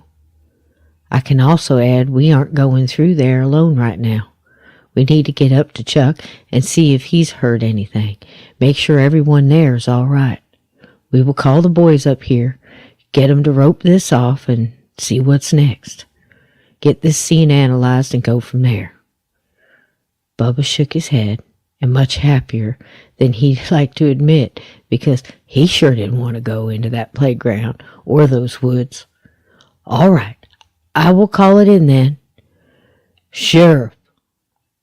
A voice, low and strong, came from behind them, and both lawmen jumped just a bit. Bill Cook turned around to see Jake squatted down next to the truck and saw him point to just under the tailgate. Bubba showed his beam in that direction, and the light caught a bit of gold metal. Bill Cook walked over with his light and kneeled down, pulled out a Ziploc bag from his pocket, covered his hand, and reached for the object. He pulled it to the light, an open Zippo lighter covered in soot. He saw what looked like engraving under it. With a plastic-covered thumb, he rubbed across the letters there and spoke them aloud. "EEP. Ezra?" he whispered. Bill looked at Bubba, who was right next to him now. "Didn't Jeb carry this lighter, Bubba?" "I think so, Sheriff. Smoked those hand-rolled buglers, he did." Sheriff looked around on the ground to see if there were any butts around. "Nothing," he stated, and clicked the lighter closed in the plastic bag, zipped it shut, and put it in his pocket. "You think this was an animal, Jake?" He looked up toward Jake as he spoke, but Jake wasn't there. He was already at the fence, looking out at the playground and beyond. The men walked over to Jake, careful not to step on any evidence. "Jake," Bill repeated, "do you think this was an animal attack here? Those blood splatters look like—" Bill was cut off there by the soft, strong voice coming from Jake now. "This was no animal attack, Bill. What we have here is so much more. That man is dead. If you find his body, there won't be much left. You will find it in a tree nearby, probably, as a warning, if it isn't eaten completely." Bubba swallowed hard at this, and a quiet "what?" slipped out of his mouth. "Oh yes, my friend," Jake added, and pointed at the track print in the sand. "This is a werewolf, one from far away from his home. There are probably several. They travel in packs. If they are from where I am thinking, over many miles. They would not do this alone." Sheriff Cook took off his hat and first looked down at the print and then out at the woods beyond. "What else are you getting, Jake?" Bill asked quietly. "Nature will fight for territory tonight. Spirits are restless and angry here. And our fight not only lies beyond those trees, but here, on this ground. There will be more who come to help. It is their path, their journey. It will be a fight of good and evil. And Bill, my friend, I know not who will win." Bubba gulped now. "Jake, are you really saying a werewolf did this? Like those old movies?" Bubba moved his light beam again at the track and around the woods and back again. Jake smiled, teasing now. "No, my friend, that is a myth. This is real. It is a rougarou. Moved from its territory by a bad storm, Katrina is possible. It fought its way along the deep woods and mountains, slowly making its way to new ground, killing along the way for food and shelter. They would have to be cunning to make it this far unnoticed."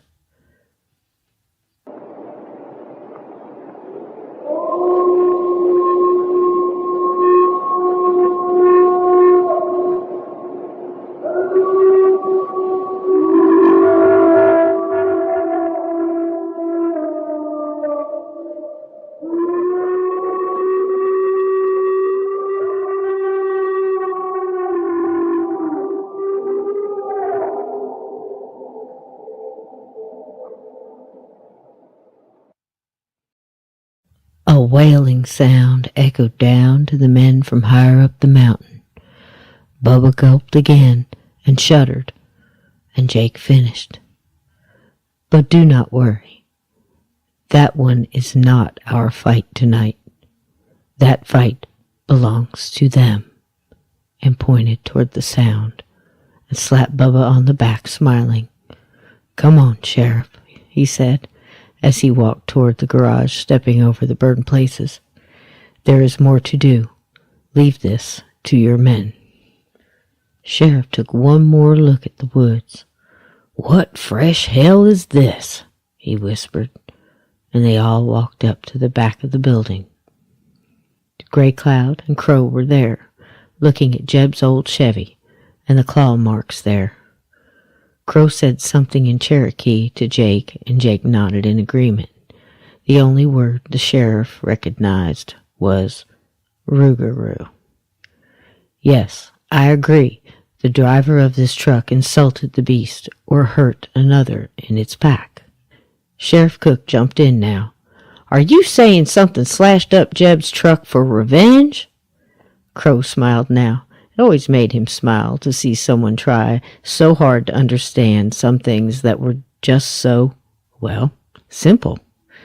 Yes, this creature would not have come from hiding to do such things, unless to protect his pack, or it was challenged in some way.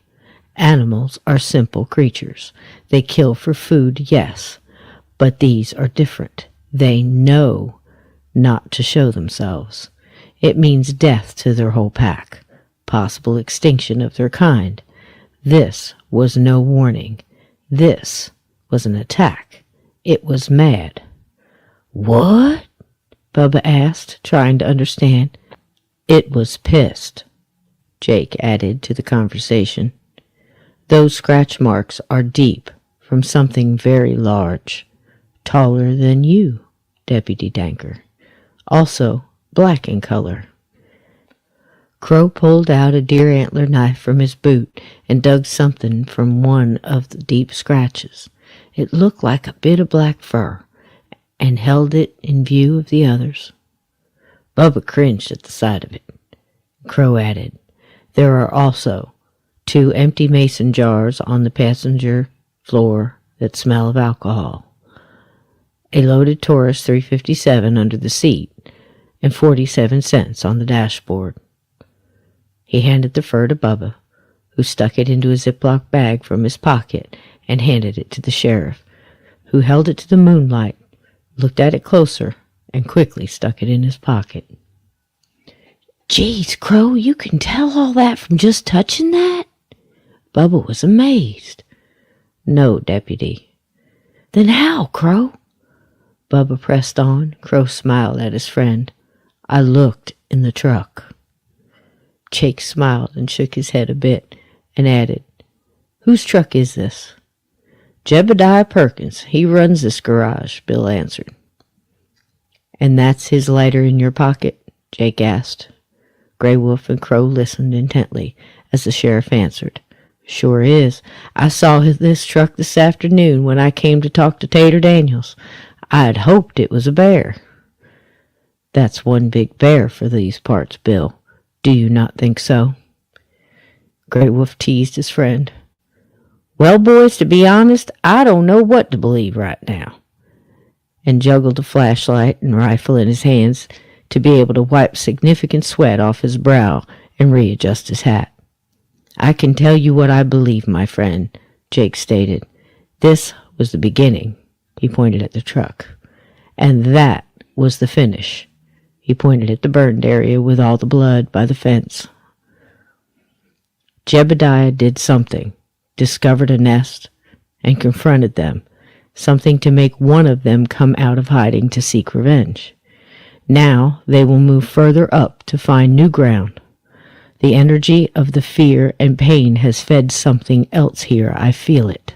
Something ancient, made it stronger, and here we are, stuck in the middle." Grey Wolf sprinkled some of the contents of his bag at their feet and added, "We have work further up the road. I suggest we move on," and started to walk around the building to the truck, and the others followed. Bill Cook asked the air a one-word question. "Ain't ancient?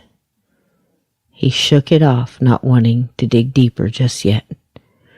Bubble, I will call this in. You check that front door and make sure it's secure. Bubba called back. All right, Sheriff. And he moved faster up ahead next to Grey Wolf and Jake. If this is a werewolf, do we need silver bullets? Grey Wolf looked at Jake and they smiled. No, my friend, you need this, and handed him his leather bag. Bubba took it and looked at the dried silvery substance inside and sniffed at the contents. Woo-wee, that stinks, he said and pulled back from the bag and a quick handed it back to Grey Wolf. What is that stuff? Wormwood, Grey Wolf smiled, and he and Jake laughed. It wards off werewolves. It does? Bubba asked, surprised. To a point, Crow offered now, walking with them. Is that all you need? The deputy continued. Crow looked thoughtfully at his younger friend.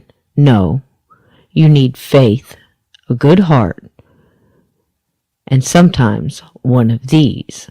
He tapped Bubba's rifle and smiled.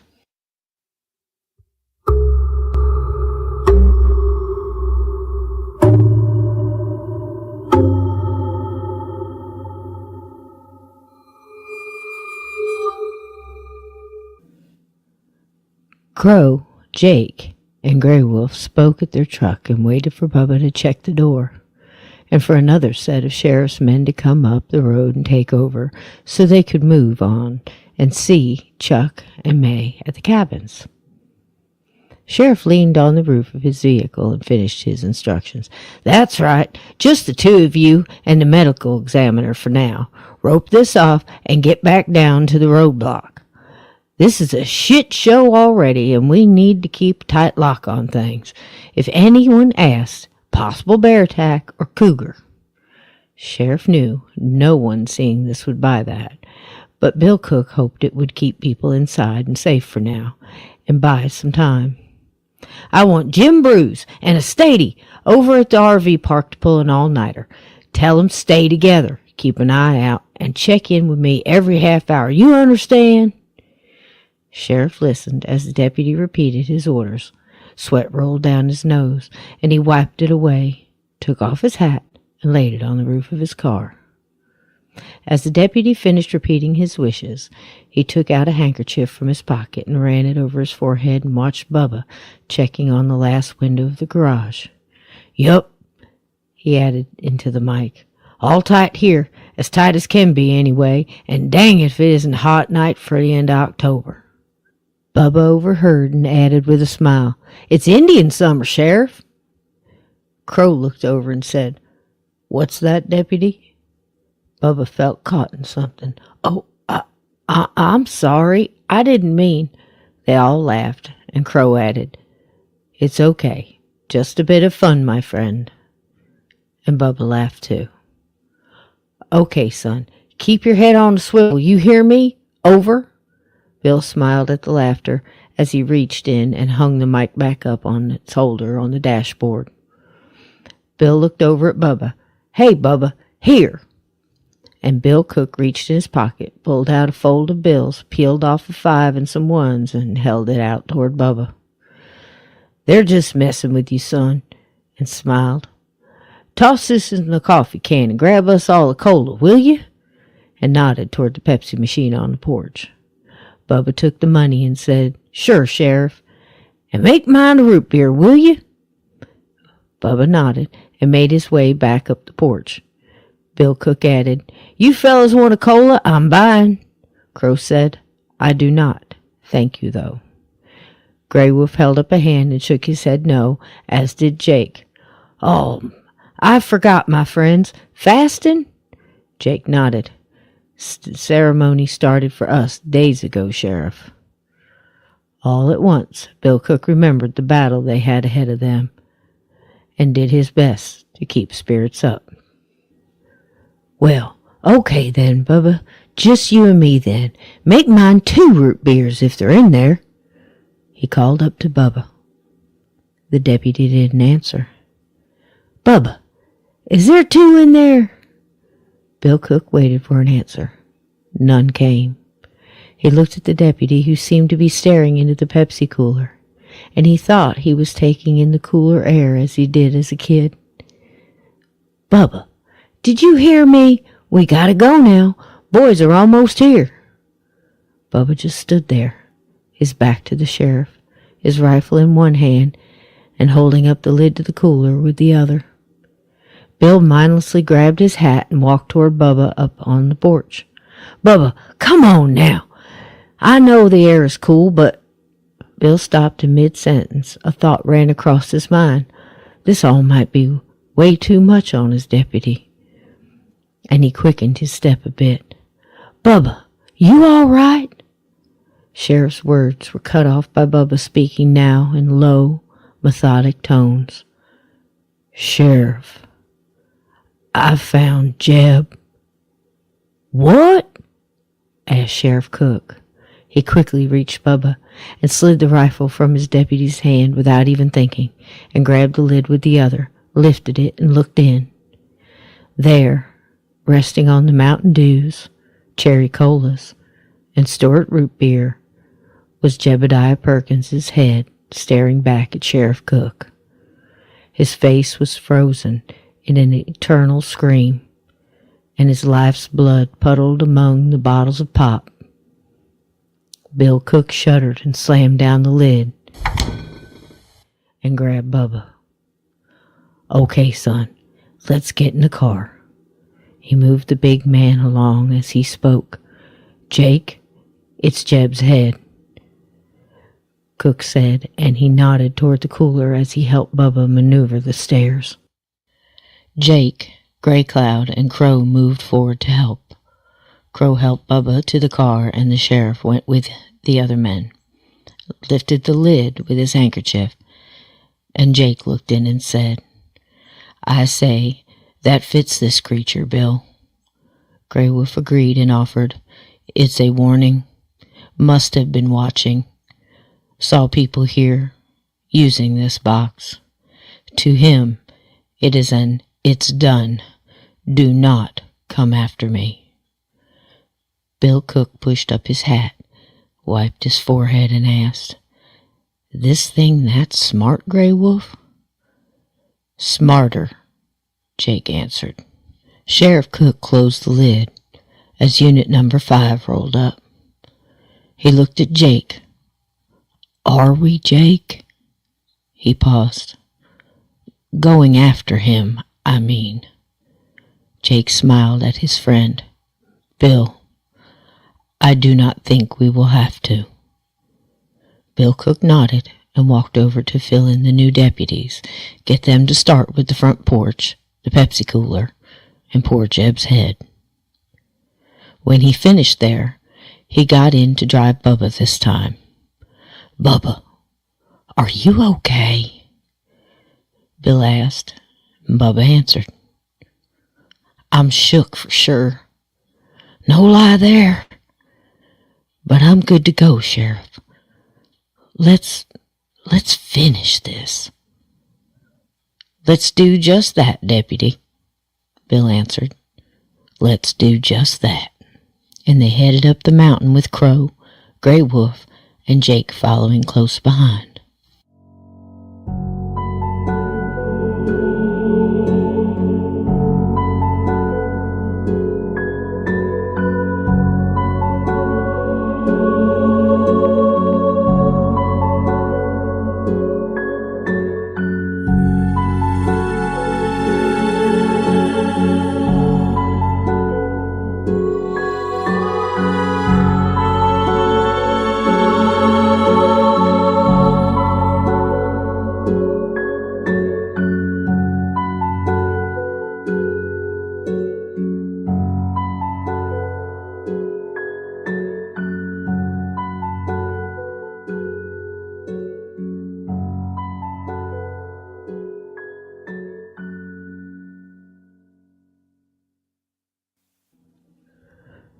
Rose leaned in toward her niece now, forgetting for a moment of the drowning man and the thing that was no little girl on the riverbank. What danger? She spoke at Carney, but more through her now. Can you tell us more? How can we help you? Will held the recorder close to Carney, and Rose gave him a whispered command. Let it run. Will laid it down on the table and stood up, clicking softly, picture after picture, around the room. Rose continued. Can we help you?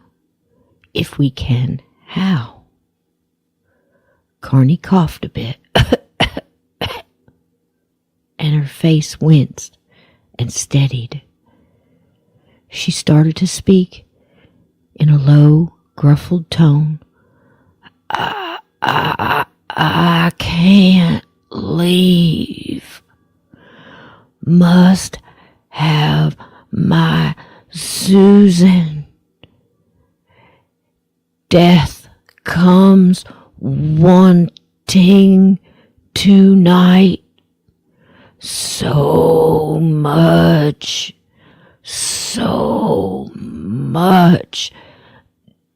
danger. Not children. Not safe. The collector keeps them. The collector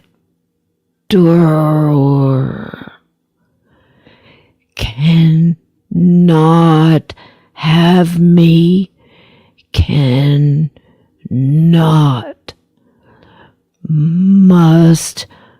Must fight. Susan, my love, my Susan. Danger. Tell them. Carney's head fell back and the atmosphere changed. Rose patted her niece's hand and spoke low. Carney girl, come on out. Come on out of it now. Come on back. Carney's eyelashes fluttered as she focused on her aunt. What did I say? Did he answer? He sure did. Got it all right here on video, too. Will answered excitedly and hurried to the video camera and noticed its orange battery indicator. Oh, man, the battery is dead, Will announced. Uncle Clay, check the recorder, he called over, disappointment in his voice.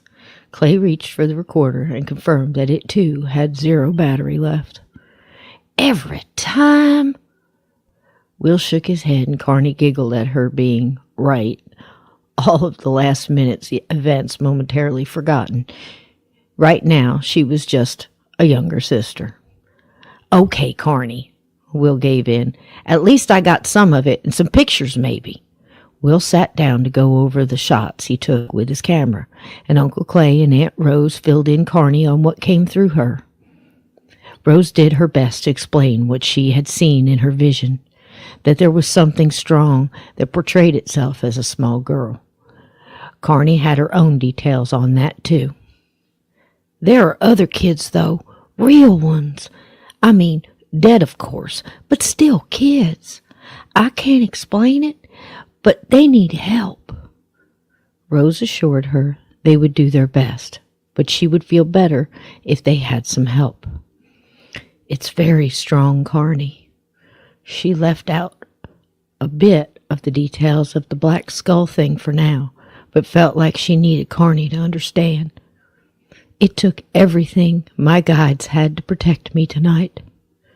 Carney wrinkled her nose a bit and added her own thoughts.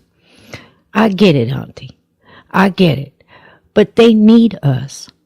You aren't one to back away from a fight. Rose loved her spunk, but it also worried her. Carney girl, no one, is backing away, just stepping back.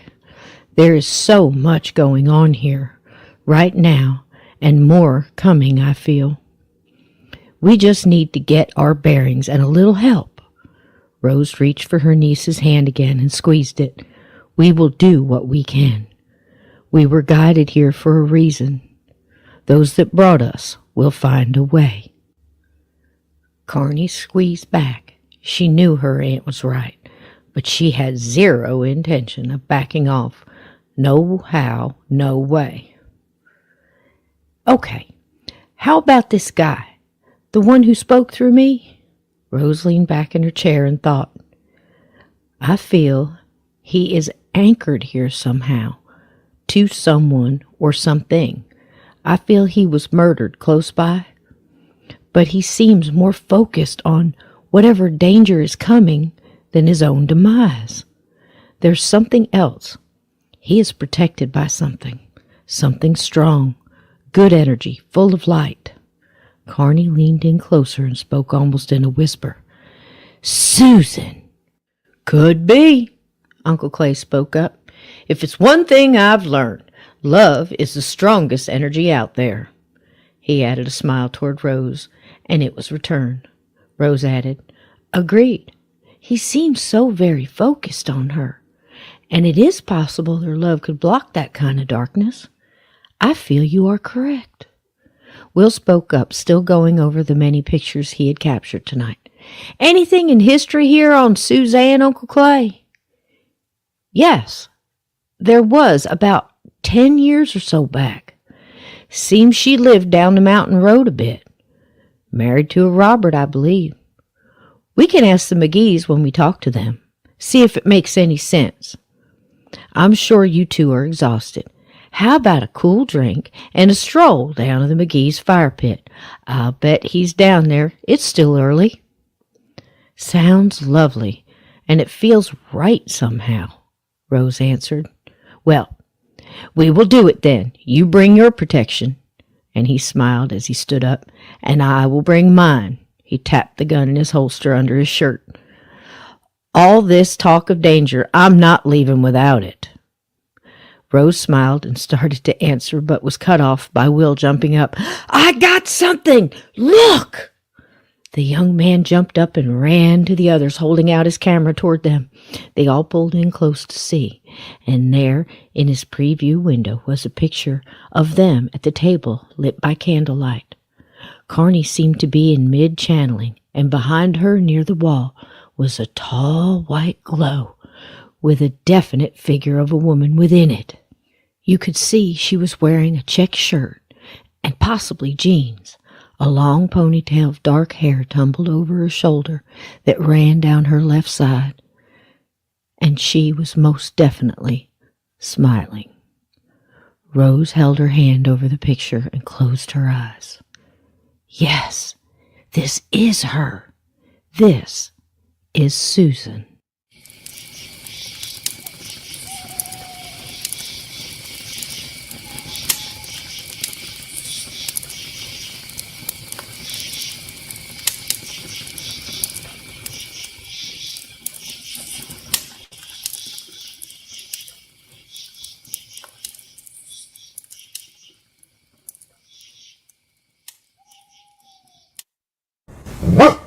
Rage barked a hello to Chuck and George as the trio rounded the lodge and caught sight of the two at the fire pit. Chuck leaned forward with his shotgun pointed till Joe and Dave came into view. Anything? Chuck asked. Everyone looks quiet in their cabins, Deputy Joe Parker answered. Good, George added, and they all took seats around the fire. Rage made his rounds of hellos and got a good scratch behind the ears from George. You sensed anything out here, boy? He asked the dog as matter of fact as it could be.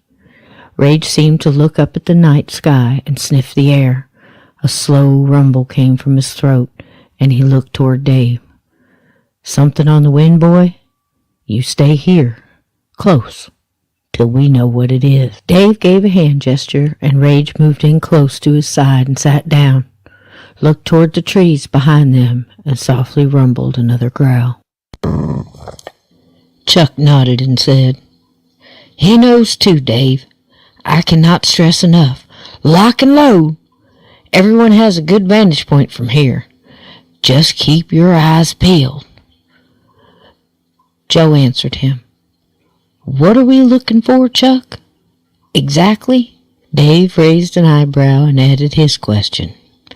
Bigfoots? Chuck leaned back in his chair and scanned the treetops with his eyes and answered back. Probably not. Whatever the Squatch is pissed at, I'd imagine. Dave and Joe both leaned back in their chairs and started looking at their view of the top of the trees and surrounding dark woods. There's a 1,000-foot drop-off behind here. That rock wall behind me drops down to the falls below. Be a hard climb for anything, I'd imagine. But these woods in front of me, well, it could come from anywhere. If it's coming, Chuck explained. Joe checked his weapons again and looked at Dave. Dave shrugged his shoulders and quick checked his, and noticed the headlights of a vehicle peeking in and out of the trees. Someone's coming. They all looked in the direction of his gaze, and Chuck stood up to get a better look. Lord, let it be Jake and the sheriff.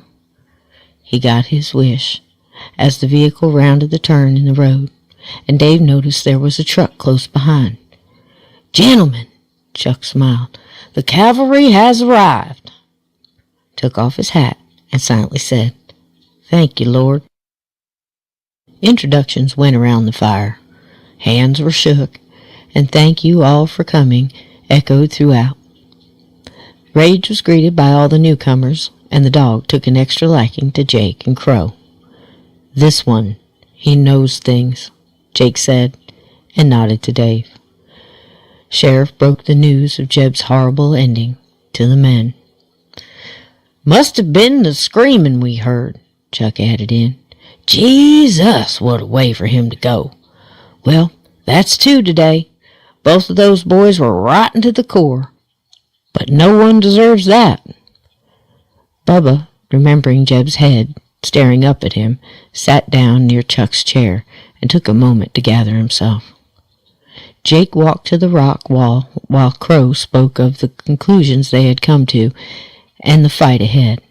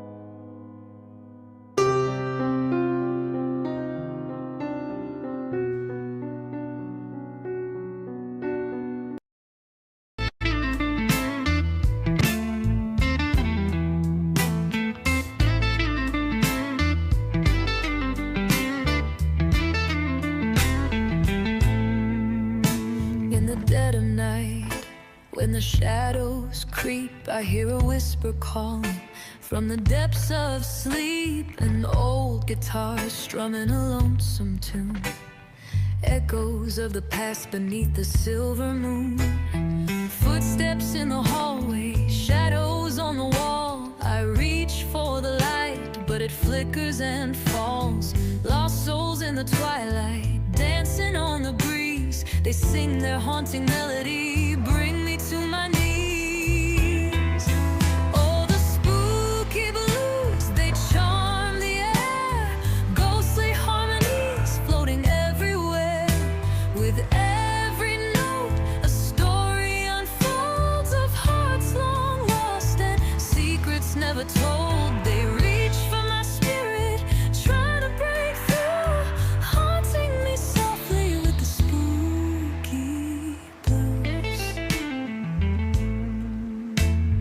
chill in the air, can you feel it too?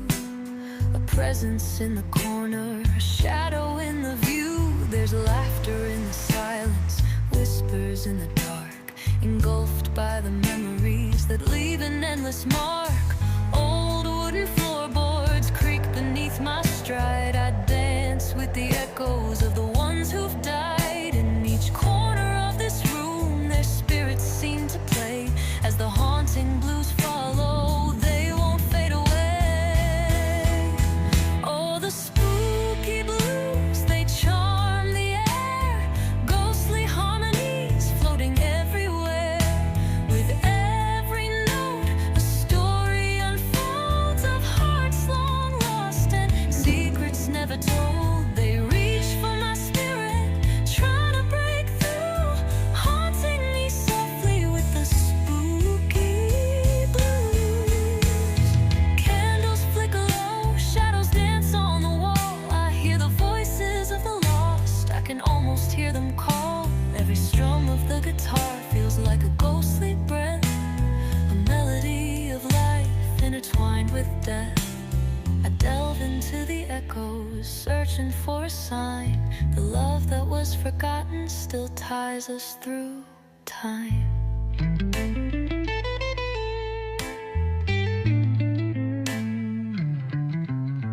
Through the door, a figure stands, pale as the night, with eyes like burning embers, pulling me to the light. In this haunting moment, I don't wanna let go, caught up in their embrace, and the music's flow. We're dancing through the ages, waltzing in the dusk. Their whispers fill the air like a bittersweet musk. With every note I play, I feel the spirits near. In the melody of hauntings, I confront my fear.